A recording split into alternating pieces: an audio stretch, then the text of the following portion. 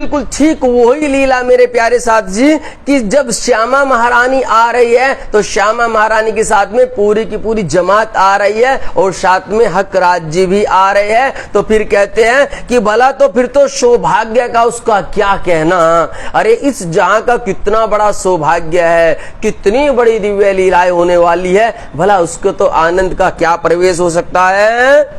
लिखा महेश्वर तंत्र में श्री देवचंद्र जी आए ब्रह्म सृष्टि के साथी, कलयुगी मुक्त पाए, कलयुगी मुक्त पाए। बोलो श्री प्राणीनाथ प्यारे की जय, श्री सद्गुरु महाराज की जय। रामधनी जी स्वयं कह रहे कि महेश्वर तंत्र में पूर्ण रूप से उल्लेख है।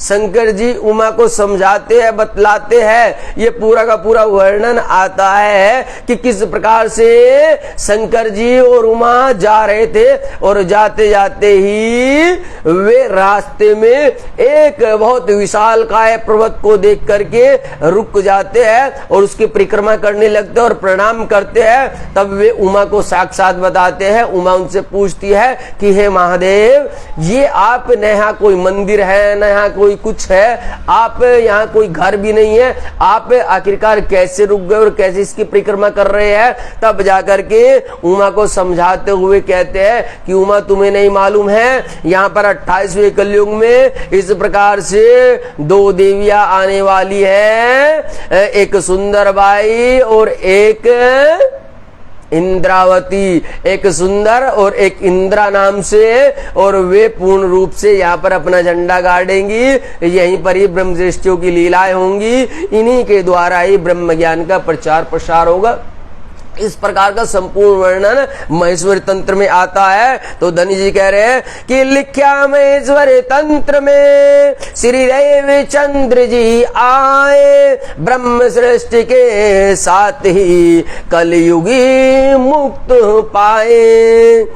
तब जाकर के वो उनको बताते हैं, सारी की सारी लीलाएं है क्या है कि इस विश्व के मध्य ही कलयुग में मानुष तन होकर आएगी, सुंदरी नाम की श्रेष्ठ प्रिया वासना रूप हो धावेगी। बता दिया, बिल्कुल साक्षात बताते हैं। अरे भाई, अरे वो सुंदरी, वो सुंदर भाई के नाम से आएगी, धन श्री देवचंद्र जी के अंदर उसका आगमन होगा।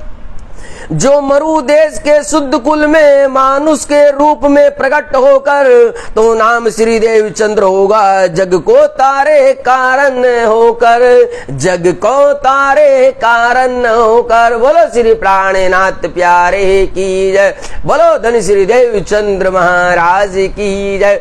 बिल्कुल अब उमा को समझा रहे हैं शंकर जी और बिल्कुल साफ साफ शब्दों में बिल्कुल बयां कर रहे हैं। कहने लगे हे उमा, जरा ध्यान से सुनो मेरी बातों को। वे कहाँ आएंगी? वे मरु देश के अंदर आएंगी और मानव तन होगा, बिल्कुल एक मनुष्य का तन होगा। इसी मनुष्य के तन के अंदर ब्रह्मधाम की सुंदर बाई नाम की वासना, वो आत्मा यहाँ आएंगी और उस तन का नाम श्री देवे चंद्र होगा, जो संपूर्ण जग को इस माया रूपी झंझट से निवेरा करेगा, जो एक पूर्ण परमात्मा की पहचान सभी को देगा।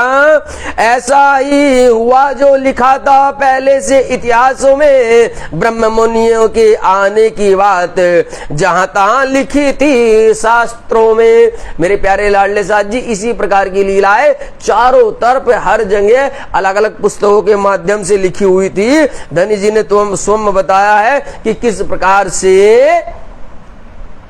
से इशारों में ये सब बात कही गई है। श्री राज जी के आवेश युक्त श्यामा जी ने अवतार लिया, पिता मतु मेहता मां कुंवर बाई के ग्रह अंदर संचार किया, ग्रह अंदर संचार किया। बोलो श्री सतगुरु महाराज की जय। धाम के धनी की जय। पूर्ण ब्रह्म परमात्मा आपकी सदा सदा ही जय, सदा सदा ही जय। धनी जी स्वयं बता रहे हैं कि मेरे प्यारे लाडली रूहों, हे मेरी सखियों, बड़े ध्यान से सुनो कि श्री राज जी के आवेश युक्त श्यामा महारानी ने आवेश के साथ में प्रवेश किया है। श्यामा जी ने अवतार लिया, श्यामा जी महारानी ने अवतार धारण कर लिया है आज। और पिता मतु मेहता मां कुंवर बाई, और उस देवचंद्र, उस नन्हे से बालक का माता और पिता का नाम कुंवर बाई और मतु मेहता थे, के गृह अंदर संचार किया और उनके घर पर उनका आगमन हो जाता है। यो मरुभूमि का जो देश, जो इसमें एक ग्राम उमरकोट, धन्य भाग उस देश के है जो आए आज धनी की ओट। और ये उमरकोट ग्राम के अंदर जो है आज यहाँ पर इनका आगमन हो जाता है। बोलो श्री प्राणनाथ प्यारे की जय, श्री सतगुरु महाराज की जय। लेकिन मेरे प्यारे लाडले साथ जी, यहाँ पर अब दिव्य लीलाएं घटित होती है। ये तो आज प्रादुर्भाव हो गया है, परंतु इससे पहले कुछ दिव्य लीलाएं घटित हो चुकी है, कुछ बीता है। जो आज ये लीलाएं घटित हुई है उसका वर्णन धनी जी यहां बतला रहे हैं, किस प्रकार से कि ये जो मतु मेहता है और माता कुंवरी बाई है, भाई ये बहुत ही सीधे सच्चे और भजनानंदी जीव थे। भजनानंदी जी ये भजन भक्ति किया करते थे, बहुत ही निर्मल मन था, बड़े शुद्ध आचार विचार थे। और इनकी जो प्रजा थी वो प्रजा भी इनको बहुत सम्मान देती थी, बहुत मानती थी। ऐसा नहीं कि ऐसा नहीं मानती थी। और ये बड़े धनाढ्य भी थे एक प्रकार से, इनके पास में बहुत पैसा, सब कुछ था। आचार विचार का इनका क्या कहना, इतना शुद्ध इन दोनों का आचार विचार था। भाव भक्ति इनकी दया का क्या कहना, अपरंपार थी। बहुत कूट कूट करके इनके माता पिता के अंदर भाव भक्ति भरी हुई थी। और ये ऊंची नीची जाति को कोई नहीं मानते थे, ये बिल्कुल सबको एक समान समझते थे। यह दया धर्म और भाव भक्ति की तो साक्षात मूर्ति थे। आचार विचार का क्या कहना, एक शुद्ध पवित्र पूर्ति थे। और ये दोनों माता पिता बिल्कुल शुद्ध सनातनी एक प्रकार से भक्त जीवन ये अपना निर्वाह कर रहे थे। परंतु मेरे प्यारे लाडले साथ जी वही कहते हैं ना कि यहाँ पर सबको सब चीजें नहीं मिलती है, सबको सब चीजें नहीं मिलती है। किसी को किसी ने किसी रूप की कमी रह जाती है, किसी ने किसी का अभाव रह जाता है, किसी के पास में धन दौलत ऐश्वर्य होता है तो वो पुत्र आदि मोह से वंचित रह जाता है। तो बिल्कुल ठीक यही लीलाएं वहां पर मतु मेहता और माता कुंवरी बाई के साथ भी हुई थी कि उनको उस उमरकोट गांव के अंदर सब इतने मान सम्मान की दृष्टि से देखते थे, सब बिल्कुल उनको राजाओं की तरह से रखते थे और वे भी प्रजा को बहुत प्रेम करते थे। परंतु उनके घर पर कोई भी संतान नहीं थी, कोई संतान नहीं थी मेरे प्यारे लाडले साथ जी। अभी हमने बीतक के माध्यम से तो सुना कि श्यामा जी महारानी का प्रकट हो गया और धनी श्री देवचंद जी के अंदर वो प्रकट हो गई, परंतु उनसे पहले भी कुछ लीलाएं हुई। ये जो उनसे पहले लीलाएं हुई है ये उनसे पहले की लीलाएं है। कहते हैं कि कारण का कारण ही महाकारण बनता है, कारण का कारण। यदि ये कारण ना रहा होता, मतु मेहता और कुंवरी बाई के पास में कोई बालक ना रहा होता, तो ये महाकारण रूप से श्यामा महारानी का प्रकटन कैसे होता, ये 12,000 ब्रह्म प्रियाओं का एक साथ में आगमन कैसे होता। इसीलिए कहा है कि जंजीरे मुसाफ की जब तक जोड़ी ना जाए। मेरे प्यारो ये चौपाइया जो है ना ये बिल्कुल साथ की है, ये कड़िया बिल्कुल साथ की है। इनको एक साथ एक धागे में पिरो करके चलना होता है, एक साथ लेकर के चलना होता है, तब जाकर के कहीं हम पूर्ण रूप से बिल्कुल सही लीला को जान पाते हैं, बिल्कुल सही लीला में हम प्रवेश कर पाते हैं। बोलो श्री प्राणनाथ प्यारे की जय, श्री सद्गुरु महाराज की जय। तो यहां पर बिल्कुल धनी जी उनके बता रहे हैं कि आचार विचार का क्या कहना, एक शुद्ध पवित्र पूर्ति थे, इनके ही उदारक भाव से सब ग्राम मुग्ध कर रखा था। बड़े ध्यान से सुनिएगा, ये माता पिता का वर्णन चल रहा है। अभी धनी श्री देवचंद जी की लीलाएं नहीं आई, पहले आपको चौपाई में बता दिया कि प्रादुर्भाव हुआ, लेकिन ये समझो कि इतनी दिव्य आत्मा कैसे वहां पर आई, उसी घर में आई कैसे?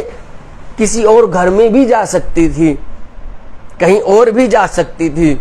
मरु और देवापी के जीवों को तो आपने जाना है कि वो एक मेहराज ठाकुर के और एक धनी देवचंद जी का जीव है, लेकिन ये सोचो कि ये इनके ही घर क्यों आए? अरे उनका भी तो कुछ रोल रहा होगा मेरे प्यारों, उनके भी तो कुछ तपस्याएं रही होंगी, उनका भी तो कुछ बहुत बड़ा सहयोग रहा होगा उन दिव्य आत्माओं को अपने घर पर प्रादुर्भाव कराने के लिए। उस लीलाओं को कौन जानेगा मेरे प्यारों? उस लीला को कैसे तुम छोड़ सकते हो? नहीं छोड़ सकते हो। जब तलक वे लीलाएं साथ साथ नहीं चलेंगी, तब तलक पूर्ण रूप से हम इस लीला को नहीं जान पाएंगे मेरे प्यारों, नहीं जान पाएंगे। तो अब धनी जी यहां पे बतला रहे हैं, क्या कह रहे हैं? इनके ही उदारक भाव से सब ग्राम मुग्ध कर रखा था, आसक्त थे सब इनके ऊपर, सात्विक जीवन दोनों का था। देखिए कितना शुद्ध जीवन है, बिल्कुल सात्विक विचारों का, भोजन और भजन, न किसी को दुख देना, न किसी की तकलीफें करना, बल्कि किसी के दुख में जाकर के सम्मिलित होते थे, उसको अपना समझते थे। क्यों? क्योंकि ये संपूर्ण प्रजा ही उनकी अपनी थी, उनके कोई संतान नहीं थी। बिन किसी संतान के वो बस अपना जीवन को निर्वाह करते हुए चले जा रहे थे। सब स्त्री पुरुष वृद्ध बालक इनके ऊपर खुश रहते थे। कितनी सुंदर लीला है मेरे प्यारों, कितनी सुंदर।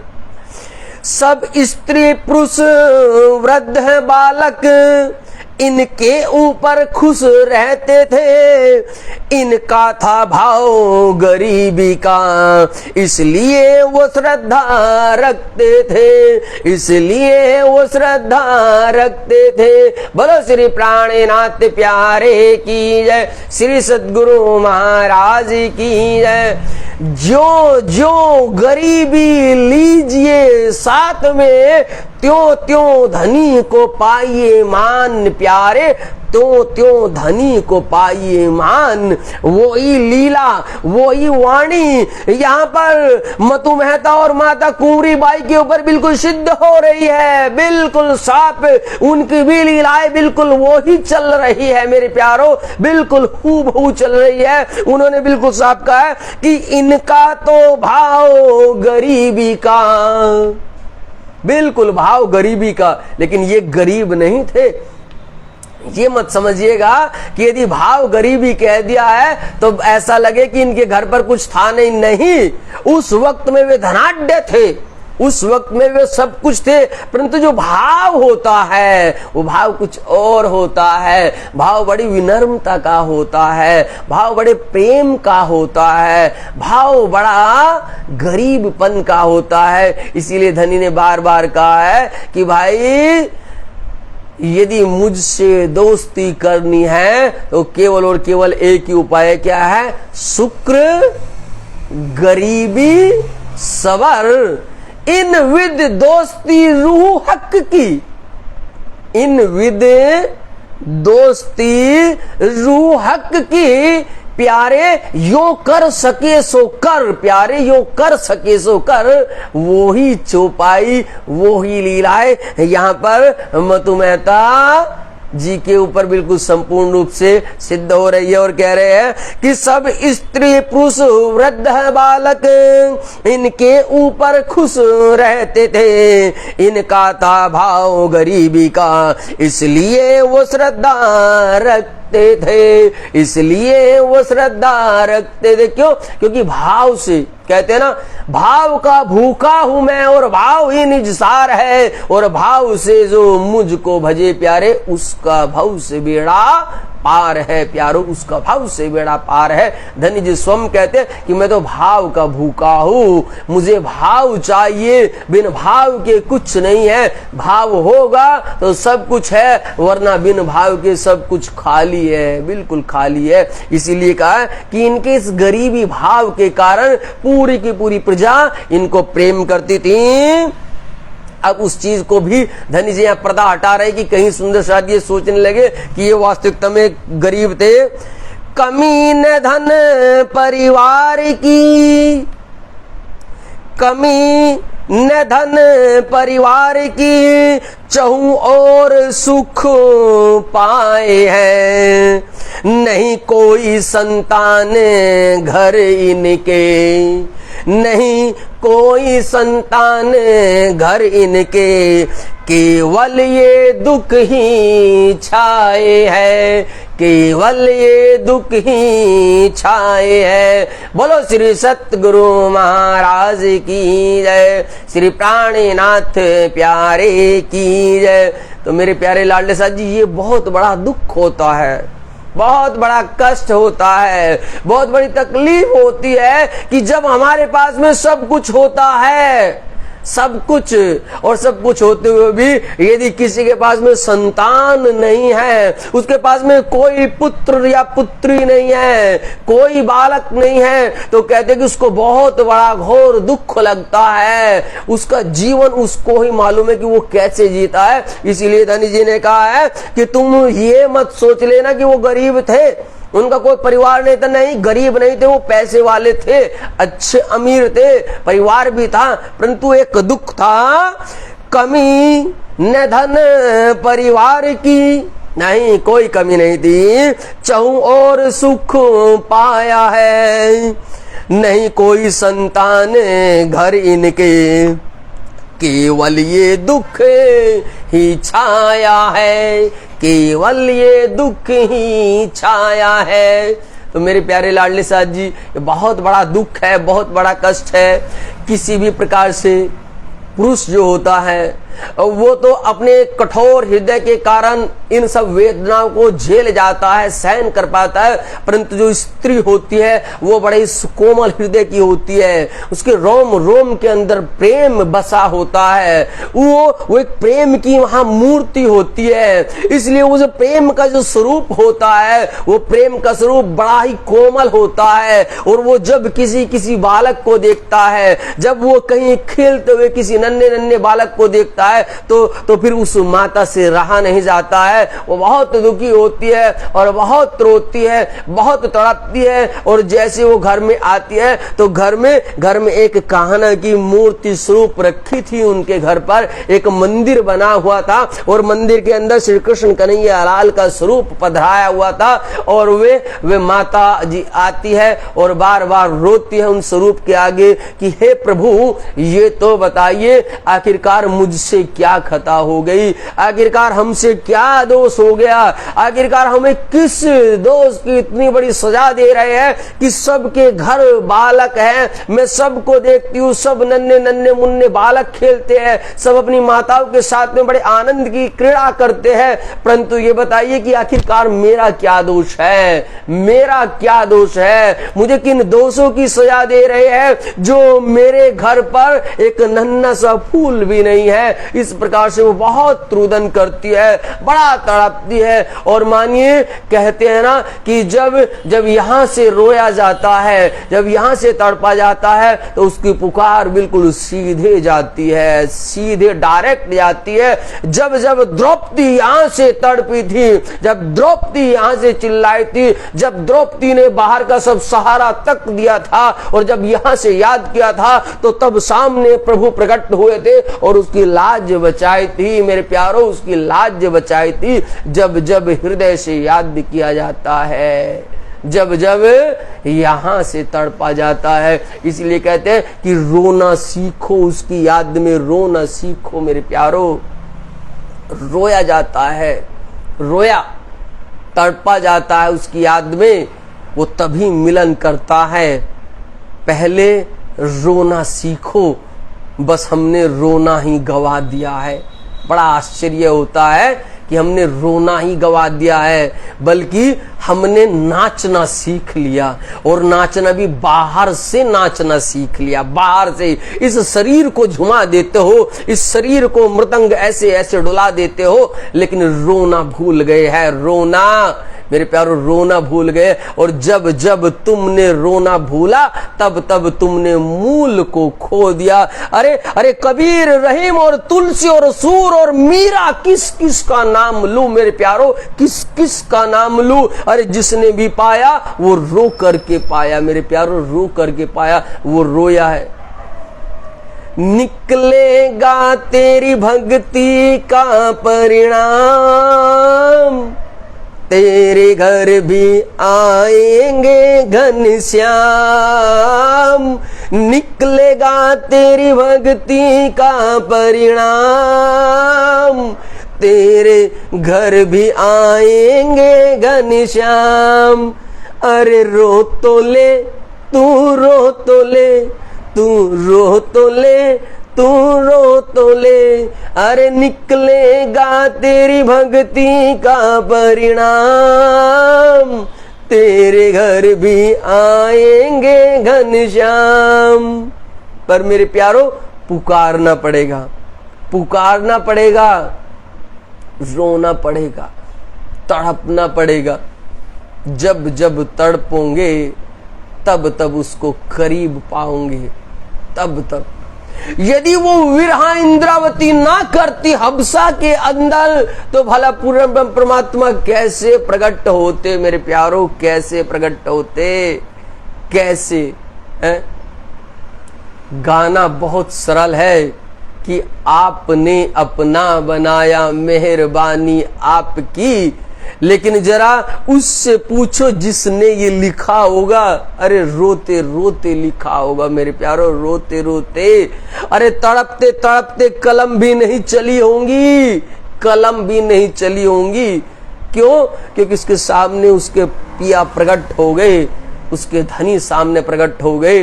तो इसीलिए कहता हूं कि रोना सीखो। जब जब रोंगे तब तब यहां से आह उठती है, और वो आह बिल्कुल सीधे परमात्मा तक पहुंचती है मेरे प्यारो, परमात्मा तक पहुंचती है। और बिल्कुल ठीक यही लीलाएं आज यहां हुई मतु मेहता के घर पर। माता कुंवरी बाई से यही लीलाएं हुई। वो भी रोती है, बड़ा तड़पती है कन्हैया के सामने, बड़ा शीश झुकाती है और कहती है कि आखिरकार वे माधव मुझे ये तो बता कि मेरा क्या कसूर, हमारा क्या कसूर, हमें ये किस दोष की इतनी बड़ी सजा दे रहा है कि हमारे घर कोई नन्हा सा एक बालक भी नहीं। कम से कम मेरी भी झोली भर दे मेरे प्यारे, मेरे भी झोली भर दे। इस प्रकार की याचना, इस प्रकार की अर्जी वो बहुत लगाया करती, पूरी पूरी रात लगाया करती थी। इसको भी प्रभु ने पूर्ण कर दिल में इस घर को प्यार किया, अपनी सहजा शक्ति द्वारा परिपूर्ण ने अवतार लिया, परिपूर्ण ने अवतार लिया। बोलो श्री प्राणनाथ प्यारे की जय, श्री सद्गुरु महाराज की जय। जैसे उनकी इस प्रकार की याचनाएं सुनते हैं तो क्या होता है, एक दिन मेरे प्यारो, एक दिन वो रात्रि काल में तड़प रही थी, याद कर रही थी, रो रही थी, तो एक दिव्य लीलाएं घटित होती है माता कुंवरी बाई के साथ में। बड़े ध्यान से सुनिएगा मेरे प्यारे लाडले साथ जी, क्योंकि ये दिव्य लीलाएं है, जिन दिव्य लीलाओं को हमें जीना है, हमें प्रवेश करना, हमें देखना है। एक दिवस की बात है पिछली गुजरी जाए, श्री सतगुरु के अवतार की घटना हुई सोए, श्री सतगुरु के अवतार की घटना हुई सोए। अब यहाँ पर एक घटना घटित होती है, एक लीलाएं होती है। कहा है ना कि कारण का भी कारण जो बनता है वो महाकारण बनता है। तो आज वो महाकारण सामने प्रकट हो रहा है मेरे प्यारो, इसलिए बड़े ध्यान से श्रवण कीजिएगा।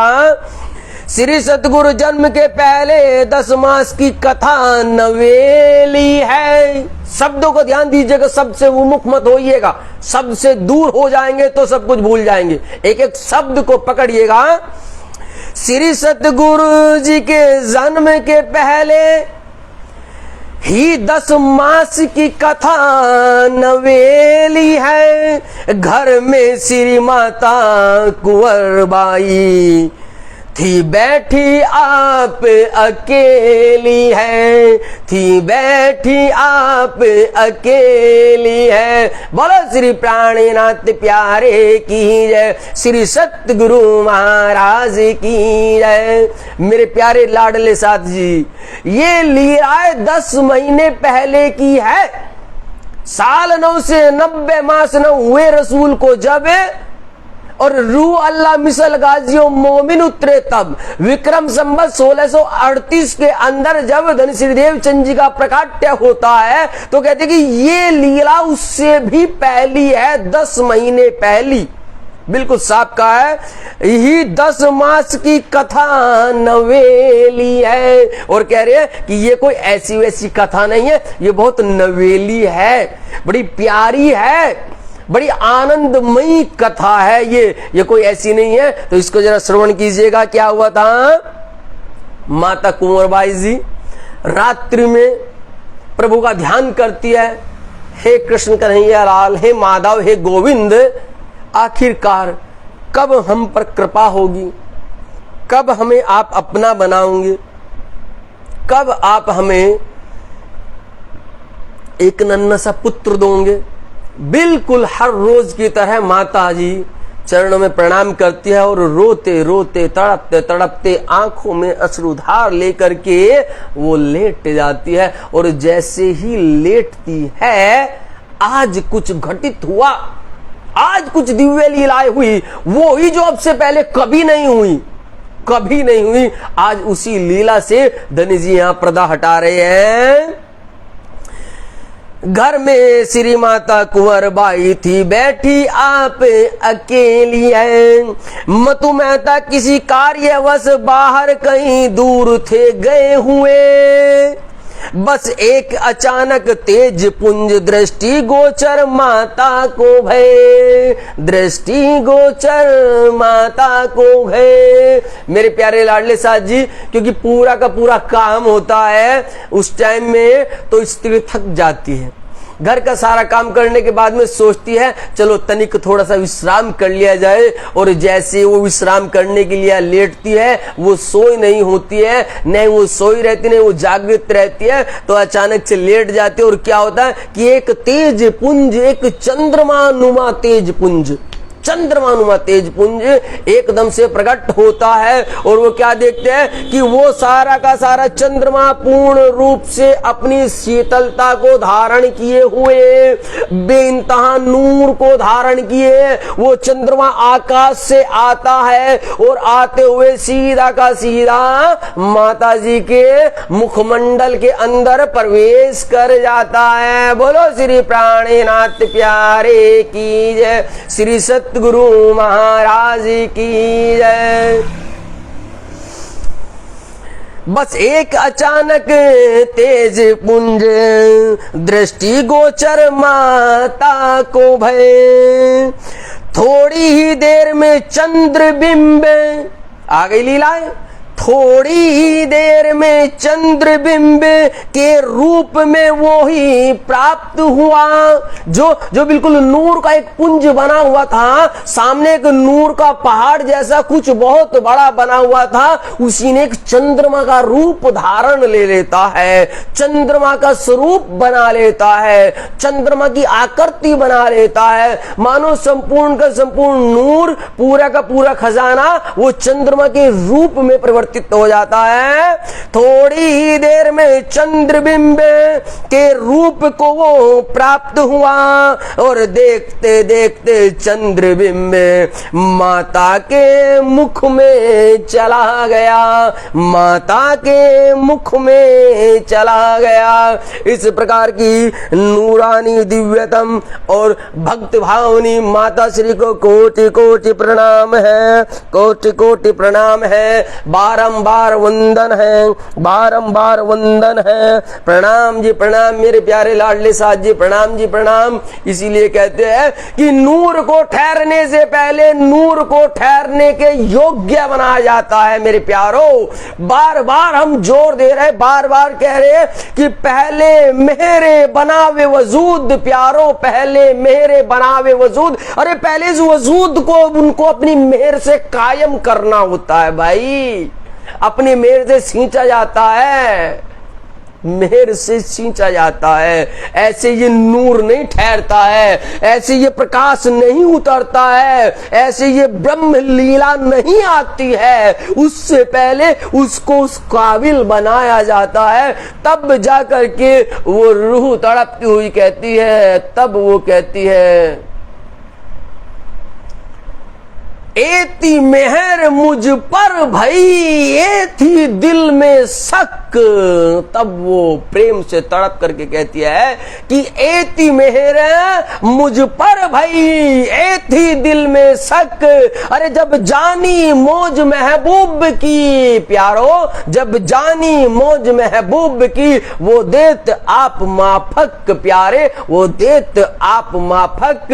अरे तब जाकर के उसको पता चलता है कि मैं तो इस काबिल न था, ये मेहरबानी आपकी, आपने अपना बनाया, मेहरबानी आपकी, आपने अपना बनाया, मेहरबानी आपकी।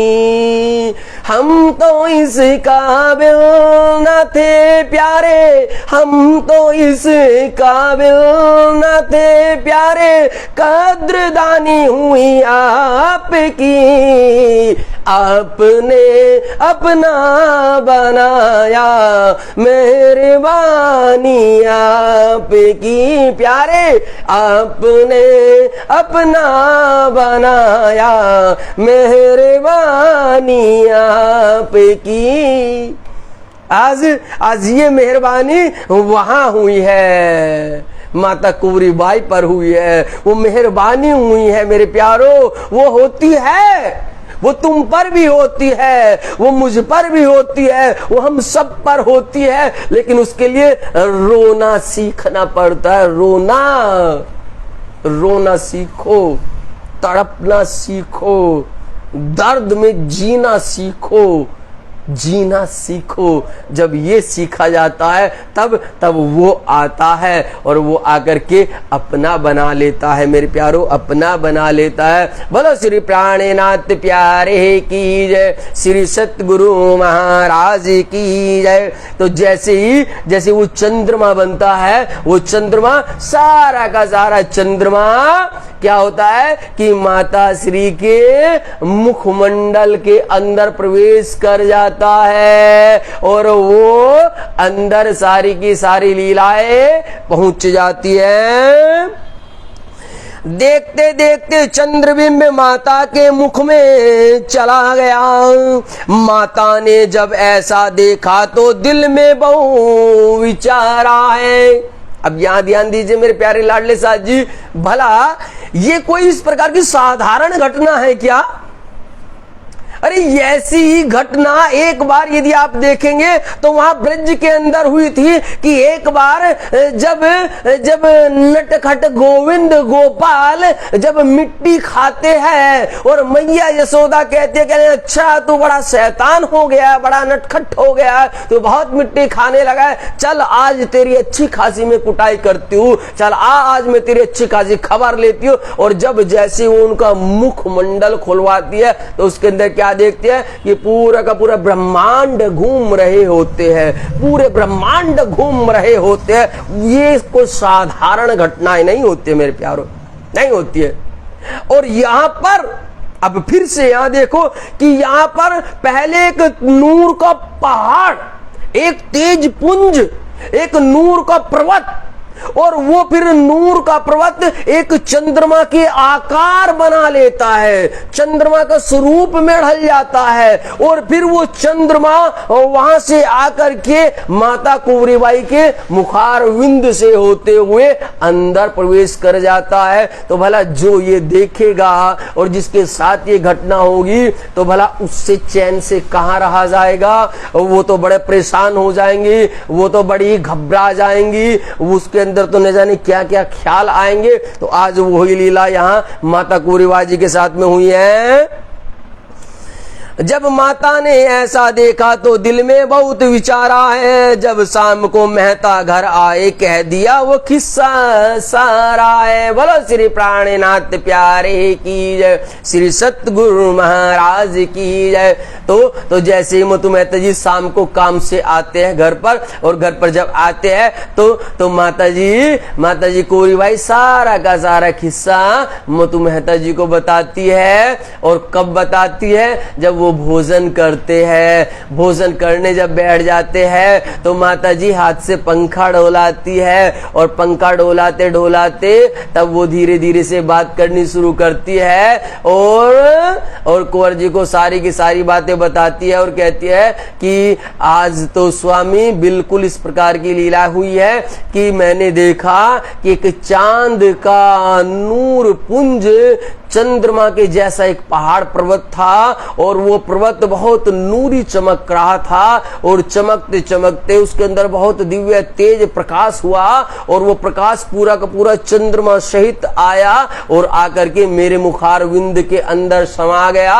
और तब से ही मेरे अंदर एक दिव्य हलचल मची हुई है, मेरे अंदर एक दिव्य प्रकाश सा हो रहा है, मेरे अंदर एक आनंद की अनुभूति हो रही है, मुझे अच्छे अच्छे सुगुन से महसूस हो रहे हैं, मुझे न चाहते हुए प्रभु की याद आ रही है, मुझे ऐसा लग रहा है कि हमारे घर में कुछ दिव्य आनंद बरसने वाला है, ऐसा लग रहा है कि आनंद की वर्षा चारों तरफ हो रही है, ऐसा महसूस हो रहा है कि गंधर्व चारों के तारों तरफ आकर के, देवी देवतागण चारों तरफ आकर के यहाँ यशगान कर रहे हैं। मतलब इस प्रकार के भाव उत्पन्न होने लगे माता जी के अंदर, और माता जी सारी की सारी लीलाएं उनको मतु मेहता जी को बतलाती है। और जैसे ही ये सारी की सारी लीला को वे सुनते हैं तो उनसे भी रहा नहीं जाता है, उनको भी बिल्कुल लग गया कि अब धामधनी ने सुन ली है, अब उस परमात्मा ने हमारी सुन ली है, शायद आज बहुत कुछ बड़ा हो गया है, शायद आज परमात्मा ने अपना नूर यहाँ भेज दिया है। अरे आखिरकार कहते हैं ना कि उसके घर देर है अंधेर नहीं, अरे वो देगा जरूर देगा, तू पुकार तो सही, तू रो तो सही, तू तड़प तो सही, हाँ जरा आने में देर हो सकती है, लेकिन देर तेरे अनुसार होगी, उसके अनुसार तो वही मुकर्रर वक्त होता है। हर कार्य के लिए एक वक्त की सीमा होती है, एक सही टाइम होता है, एक कार्य विधि होती है, और जब परमात्मा के अनुसार वो सही समय आता है तब वे घटनाएं पूर्ण रूप से सामने प्रकट हो जाती है। बोलो श्री प्राणनाथ प्यारे की जय, श्री सद्गुरु महाराज की जय। तो आज यहाँ माता जी के हाव भाव का क्या कहना, वो उनका नूरी चेहरा अलग दीप्यमान होने लगा है, उनके चेहरे पर वो था नूर, मानो कोटि कोटि सूर्यों सा नूर चमकने लगा, क्योंकि वो चंद्रमा ने अंदर प्रवेश जो कर लिया था। अब वो चंद्रमा का राज जानना है, अब वो चंद्रमा को देखना कि आखिरकार वो चंद्रमा कौन सा था, उस चंद्रमा के साथ में क्या आया था, वो चंद्रमा कौन है, किसने उस चंद्रमा को भेजा था, और वो कहां से आया और कहां गया, और आगे क्या लीलाएं होने वाली है, ये सारी की सारी लीलाओं को मेरे प्यारे लाडले साथ जी हम कल देखेंगे। आज के भी तक हम यह विराम देते हैं, और आगे बहुत लीलाएं, इसी को ही हम आगे चलेंगे। कल बड़ी दिव्य लीलाओं का हम स्मरण करेंगे। बोलो श्री प्राणनाथ प्यारे की जय, श्री सद्गुरु महाराज की जय। सदानंद मंगल में रहिए, सदानंद मंगल में रहिए, तन सोहे रूहे निस दिन जागे, तन सोहे रूहे निस दिन जागे, दाम धनी के चरणों में रहिए, वाला प्राण पिया के चरणों में रहिए सदा।